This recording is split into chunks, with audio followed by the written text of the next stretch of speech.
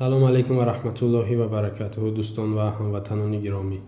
پیش از همه خداوند قادر یکتای خوب به همتا را شکرانه میگم برای تمام نعمت‌های ارضی و سماویش. از آن جمله بهترین و بالاترین نعمت پروردگاری ایمان است که رب العالمین شکرانه میگم و قدردانی از این نعمت بزرگش میکنم.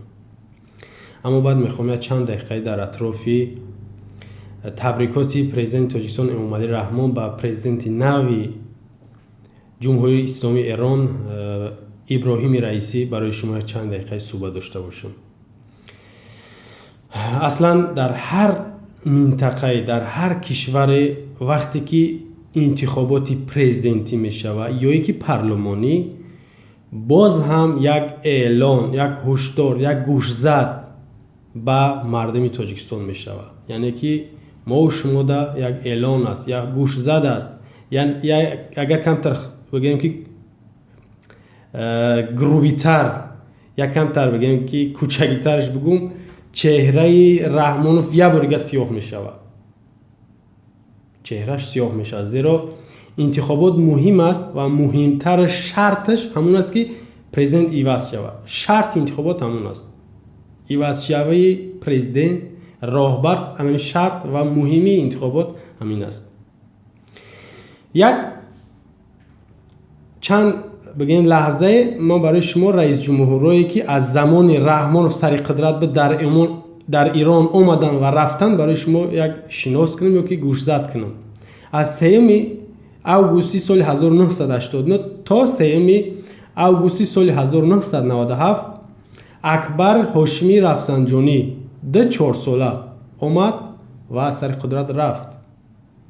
از 3 اوگوست 1997 تا 3 اوگوست 2005 محمود علی خاتمی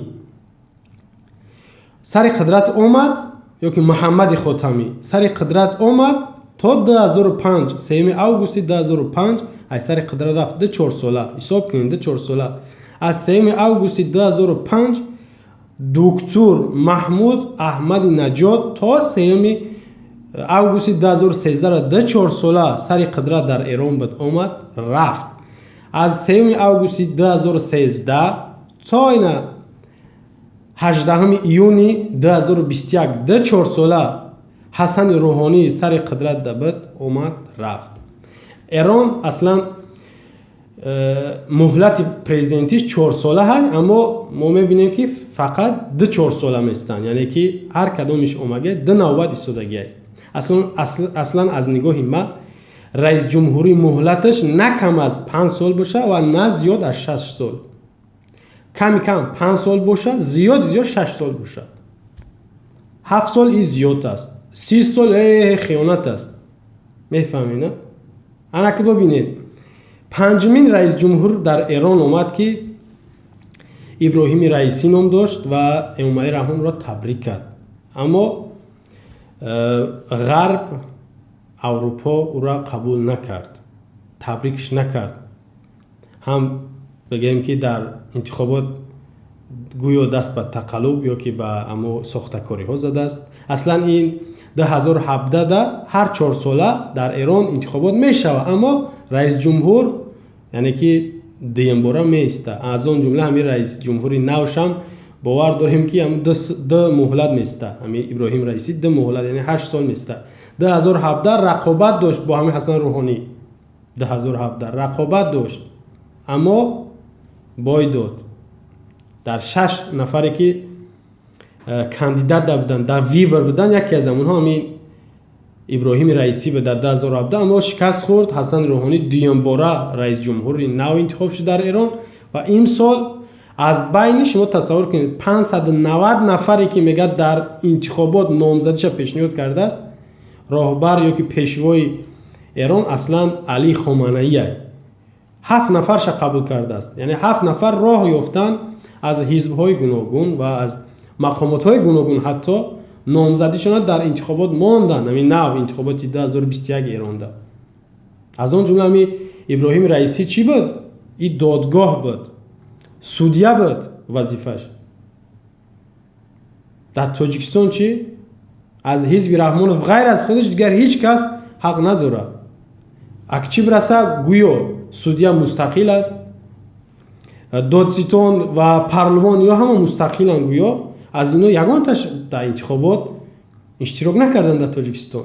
ва ӯ Бахтиёр Худозада чӣ гуфт? Тамошо кунед. дар бораи интихоботи президенти ҷумҳурии Тоҷикистон комиссияи марказии интихобот ва райпурсӣ қарор қабул кард ки Эмомалӣ Раҳмон аз рӯи натиҷаи пешакии интихобот бо гирифтани 3,837,927 нафар 92% овози интихобкунандагон дар овоздиҳӣ иштирок карда президенти ҷумҳурии Тоҷикистон интихоб шуда ҳисобида шавад. гӯё 90% ёки дарсад мардуми Тоҷикистон Эмомалӣ Раҳмон интихоб кардагиянд. шумо тасаввур кунед, Иброҳими Раисиро 62%, яъне 17.9% нафар интихобш кардагиянд. дар Эрон аслан қариб 80 миллион аҳолӣ дорад. 60 миллион аҳолиш ҳаққи райдиҳӣ доранд, интихобота иштирок кардан ва овози худшона додан доранд. 17.9%аш дар Иброҳим Раисӣ овоз доданд ки 60.2 бигем ки овоз гирифтааст, ёки 62% бошад. ва нуқтаи ҷолибиш барои ман ин аст ки Эмомалӣ Раҳмон вақте ки хоҷаи хориҷиш Путинай, шумо медонед ҳамаи шумо Эмомалиро, якум хоҷаш Путинай, дуюмаш Сисипинай, ҳамсояи кишвармо Хитояй, хоҷаи дуюми Эмомалӣ. дар ҳар бигем ки кишвари интихоботи президентӣ мешавад, аввал бояд хоҷаи якумаш Владимир Путин табрик кунад, баъд Эмомалӣ Раҳмон баъд аз ӯ. 18 июни ҳамин соли равон президенти бигем ки интихоботи президентӣ дар Эрон буд. 19 эълон карданд ки Иброҳим Раисӣ яъне ки пирӯз шид, ғалаба кард ва президенти нави Эрон шид. ҳамон рӯзи 19 шумо расонаҳоро дидед, Владимир Путин табрикш кард. Президенти нави Эрона табрик кард ба мансаби наваш. аммо як рӯз баъд Эмомалӣ Раҳмон табрик кард. 20 июни ҳамин соли равон Эмомалӣ Раҳмон Ҷалолатмаоб Олиҳазрат Шоҳаншоҳ дӯсти дар нохунакша баъд табрик кард. чаро? барои нигоҳ мекунад ки аввал хоҷаш табрик мекунад ё не. шумо ёд дошта бошед 20 апрели 2019, яъне моҳи апрел интихобот буд дар Украина. ва аз он ҷумла ду нафаре ки бигем рақобат дошт байнаш президенти собиқ Порошенко ва Зеленский ки муваққатан ё ки бигем ки ҳозирашда президенти Украина аст. байни ҳам ду нафар рақобат буд ва дараҷа ғолиб шид, пирӯз шид Зеленский. шумо бубинед, ҳамин Зеленский вақти пирӯз шид, медонед ки муносибатшон бо Россия, яъне Украина бо Россия муносибатшон хуб нест. бисёр бигем ки сардай. дар ҳамин ҷо Владимир Путин Зеленскийро табрик накард. ман инро хуб таъқиб карда будам, нигоҳ доштам, аҳамият додам. аслан ман ҳар кишвареда ки интихобот мешавад аҳамият метиҳем ва ҳар як шаҳрванд бояд аҳамият битад, ҳар як инсон ҳатто аҳамият битад. шаҳрванд гуфта шаҳрванди Тоҷикистон дар назар дорам. дар ҳамин ҷо Владимир Путин Зеленскийро табрик накард, Эмомалӣ Раҳмон ҳам табрикш накард. шумо тасаввур кунед, табрикш накард. барои чӣ? барои хоҷааш ӯро табрик накард. барои ҳамин Эмомалӣ ҳақ надошт. аммо баъзе шумо инро медонед, ҳатто мегӯянд ки то вақти Путин аст Эмомалиро бигем ки сарпаноҳай, пиштияй, кришаай. инро медонед, на? анамо ҳамо аст. ам гаптон ҳақиқат дорад. Тоҷикистон соҳиби истиқлоли пурра нест. хоб дар инҷа нигоҳ кунед, нуқтаи бигем ки ҷолибиш барои ман шахсан ҳамин навора кардан барои ин ҳамин аст ки 12 майи 2018 Эмомалӣ Раҳмон бо рӯҳониён ва намояндагони ҷомеа як суҳбат дошт дар кохи Борбат ёки кохи ҷомӣ буд, ҳар кохи набуд. як суҳбат дошт, як мулоқот дошт. дар ҳамон мулоқоташ медонед чӣ зикр карда буд? шумо оз ман ёдтон дад меёрамш, наворша мемонам. шумо баъд дар ёдтон мезанад ки чӣ гуфта буд. пурра мазҳаби шиаро қабул кардагиаст. 2 моҳ пештар ба ном генерал Қиёмиддин, мулло Қиёмиддини Ғозималик, ки яке аз سببگاری بدبختی های جنگ شهروندی سالهای 90 بود، دستگیر کرده شدند. جایپا پوری دلاری کشوری در ناخنک دوستی ما باز برای همان عملهای ناپاک و غرضناک خود پره خودش حال من اقرار است که پره مذهب شیعه را همین قدر سال قبول کرده است، پره به سپارش ساختار جاسانه این کشور ضد ملت تاجیک کار برده ایستاده. در این صحبتش شما تصور کنید که تاجیکستان اولا بگیم که دموکراتیه، به هر دین پیوست شدن، به هر مذهب، هر رویه پیروی کردن حق داری و آزادی اجازت است و از هر دینی پیروی کردن که از او بیرون شدن هم اجازت داری، هر مذهبی نباشه. یعنی که تاجیکستان کشور اسلامی نیست که همه باید یک دین یک مذهب ده باشه و ممنوع هم نکرده است که دیگر مذهب‌ها یا که بگیم رویه هایی که در تاجیکستان هستند از اونها پیروی کرده که فعالیت او من نیست. چرا؟ چون که تاجیکستان دولت دموکراتیه. اما در اینجا این به عقل حیوان ببینه که میگه پره اونها مذهب شیعه را قبول کردن، یا میگه نام میگیره سعید قیام الدین غازی 60 ساله بوده است، همون را یاد میکنه یا که ذکر میکنه که گنرال به نام سعید غازی پره اقرار شد مذهب شیعه را قبول کرده است. شما بردن اون سفید زدین، او پیرمرد رفتین در او عدلاتون در او بگیم قصابخانهاتون زدین، مجبورش کردین شیعه مذهب چی است؟ گاو پرستی را قبول میکنی، گاو پرستی را یا که هر دین هر مذهب باشه تو قبولش میکنی. وقتی جان آدم در خطر شد، یعنی که یک بسیار حالتی بد بگیم که قرار گرفت یا دید، دیگر او اکراه میشه، مجبوری میشه، قبول میکنه. اونم باید کلان سال شما مجبورش کردین او دین قبول کرد که اون مذهب قبول کرد. و ایجاد بازم گناهگار ایت رحمانو، ای شرمنده، ای بدبخت. ما یک بگیم قسمی از کشور مونده که یک منطقه داریم به نام ولایت مختار کوهستان بدخشان که تعداد زیادی اون مردم پیرو همین مذهب اهل تشیع، یعنی شیعه مذهب. در اینجا ما هم یک چیز از فرصت استفاده برده یک کلمه را بگم که برای شما برسونم که اعلان کنم. هر انسانی که در روی زمین هست، هر انسانی هست، فرق نمیکنه او در کدام مذهب، در کدام دین است، ظالم نباشه برادر ماه. را خوب گوش کنین. کدامی که تنها اسلام میپرستی، تنها مسلمان یا که انسان های در دنیا هستن قبولشون داره که پیرو اسلامن، شما خوب گوش کنین. عقیده ما چنین است که هر انسان در دنیا هر رویه‌ای ده باشه، کدام مذهبی ده نباشه، کدام دینی ده نباشه، ظالم نباشه و برادر ماه. در همین دنیا برادر انسانی ماه. اینا خوب گوش کنین به روزتون. خب نگاه کنین، در اینجا از نگاهی بگیم رحمانوف ببینیم، گویا مردم پامیر همون نفرش که با مذهب تشیع پیروی میکنن همه اونا گویا جنایتکارن. برای ایجاد گپ همین معنی را داره. پره میگه مذهب شیعه قبول کرد، جنایت کرده، جنایت نکرده. هر کسی که اسلام قبول میکنه، اسلام خارج میشوه، او در نزد خدا گناهگار، در نزد قانون شما گناهگار نیست. ای حیوان، ای رحمانوف لعنتی، تو گپ تا میفهمی در حالت مستی گپ زده است. و در دامی صحبتاش میدونه که میگه که دوستان ما در ناخونک جیبا پوری دلار میگرفت و پیروی همون دین مذهبشون بود و فتنه میداخت و جنگ خونریزی را نیت داشت در تاجیکستان عملی کنه. دوستان در ناخونک کدام کشوره؟ این همی ایرانه. این همی ایرانه. دیده نکه؟ بعد از همین ملاقاتش 2 روز بعد 14 می همی گنرال قیام الدین شادروان 25 سال زندان کردن. یعنی حکم شباردن 25 سال زندان. ایران یادرس میشم که از سنت پترزبورگ روسیه روانش کردن.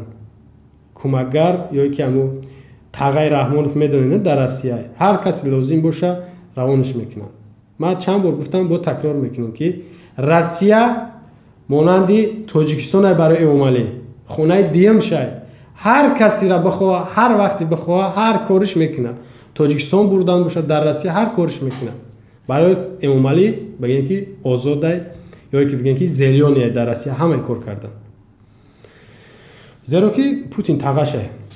انا ببینین 25 سالی را زندان کردن 2 روز بعد از برآمد رحمانوف و 1 سال بعد از برآمد رحمانوف 19 می 2019 در همون زندان کیرپیشنی شهر وحدت 29 نفر زندانی را قتل کردند از طرف جنایتکارای رحمانوف، از طرف حزب خلقی دموکراتی ترور شدن. یکی از اونها همین سعید قیامالدین غازی بود. شما ببینید قتلش کردن و یکی از اونها پیرمردی 90 ساله شیخ تیمور بود. اینا را کشتن در زندانی شهر وحدت. دیدین نه؟ و نگاه کنین 1 سال 2018 بعد از امو برآمدش 10 روز بعدش اینم در یادم زد بگمتون 10 روز بعدش 21 می یک تعداد مردم در نزد سفارتخانه ایران رفتن چیکار کردن؟ تا که امنیت ما رو بچه ما دخالت نکنن. مقصد که یکان کسی نمیگذاریم بر دولت ما بر سیاست ما دخالت کنه هیچ وقت.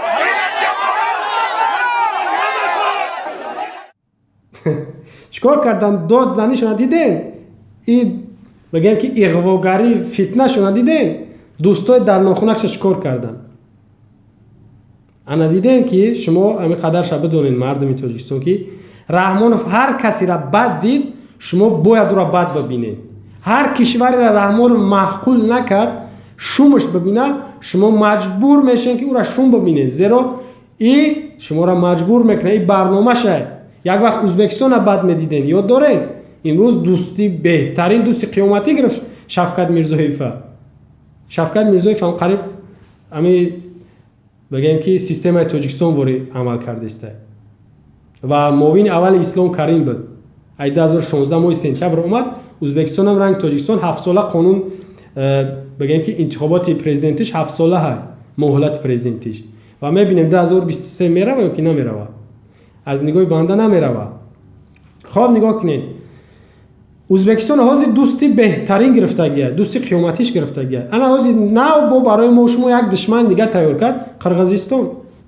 ولی روزی میشه که با همین پرزیدنت قرقیزستان هم میره و مچک میکنه دخترها رو میبرد چشم چرونی کنه رقص بازیش بدوزن با شما میگردن میگن که قرقیزستان دوستای ما هن برادرای ما هن. با شما مردم همین گپا میگه.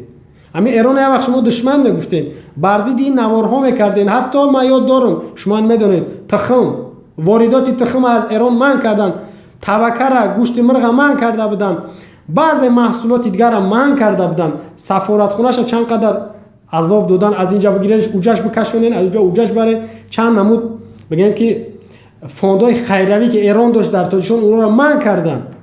برای چی؟ برای امام علی مناسبتش خوب نبود. یک نفر بگم که یک بلا را بر سر یک مردم میاره یک مصیبتی کلان هم میاره. این امام علی و امروز با ایران دوست چید. اگر نه 2 سال پیش گفته بود که دوستای ما در ناخونک مبارزه میبرد بر ضد ایران. فیلم ها از کانال رسمی نشون میداد که ایران سببگار جنگ در تاجیکستان است. امروز با او را تبریک میکنه شرم نکرده. و نگاه کنین که 5 پرزیدنت در ایران عوض شدگی دبوری اومگیان یعنی که د 4 ساله ایستادگیان اما به هر حال رفتگیان مهم که رفتن.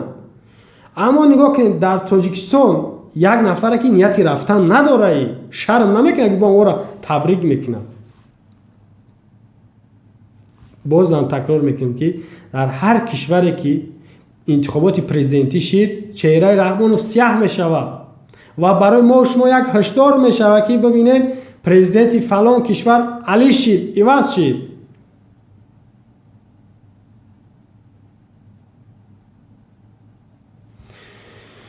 آخران نقطه همین است که ما در همه انتخابات قریب خاموشی را رعایت کردیم بی‌طرفی را رعایت کردیم اما انتخاب دیگر ما نمیکنیم. برای چی؟ برای که انتخابات پیشنهاد دارن که از بین برین. همین یک عمره همین امامعلی رحمان یگانه رو ما با میدان ها میبرویم و ایران نابودیش طلب میکنیم و هر کسی که نمیتونه با میدان برای استعفا طلب کردن ای حاضر شوه اقلا میتونه که برای حق خودش در هر وقتی که ظلم میشه مورد فشار میشه ناترسانه بگیم که باید غیرت باید سر بلند حقش طلب کنه. حتی برای همین کار جای کار شما طلب کنید، روسیه نرین، یگان کشور نرین، در هم تاجیکستان یا وظیفه دارن مسئولن. حتی همین رحمانوف قسم هاش هم میدونین، قسم خورد که شما را به جای کار تامین میکنه و امنیت و صلح و ثبات در تاجیکستان نگه میداره، اما قتل بگیم که ظلمش حساب نداره. فقط انامین بگیم که مهم نقطهش برای ما و شما همین است که انامین قسمش که مردم به جای کار تامین میکنن همیشه باید ما و شما طلب کنیم که قسم خوردی و امروز مسئولی بیا به جای کار ما را تامین کن.